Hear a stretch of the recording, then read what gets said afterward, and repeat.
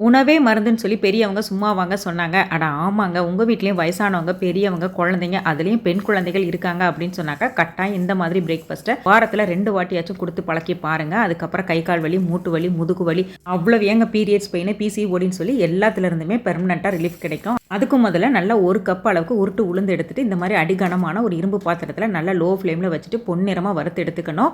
இது கூடவே நார்மல் பச்சரிசி அப்படி இல்லைன்னா வீட்டில் உள்ள எந்த ஒரு அரிசி வேணாலும் ஒரு 1/2 கப் அளவுக்கு சேர்த்துட்டு அதையும் நல்லா வந்துட்டு பொன்னிறமாக வறுத்து எடுத்துட்டு 2 ஏலக்காய் சேர்த்து இந்த மாதிரி கொரப்பாக பொடிச்சு எடுத்துக்கலாம்.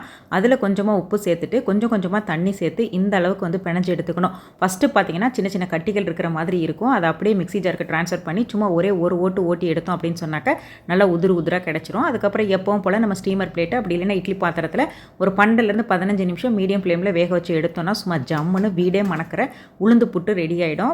கூடவே தேவையான அளவு தேங்காய் துருவல், நாட்டு சர்க்கரை, நெய்யில் வறுத்த கேஷ்யூஸ்லாம் சேர்த்துட்டு நல்லா வந்துட்டு கலந்து விட்டு சாப்பிட்டோம் அப்படின்னு சொன்னாக்கா சும்மா தேவாமிர்தம் மாதிரி இருக்கும். நல்லா இருக்காங்கப்பா? நல்லா இருக்கு.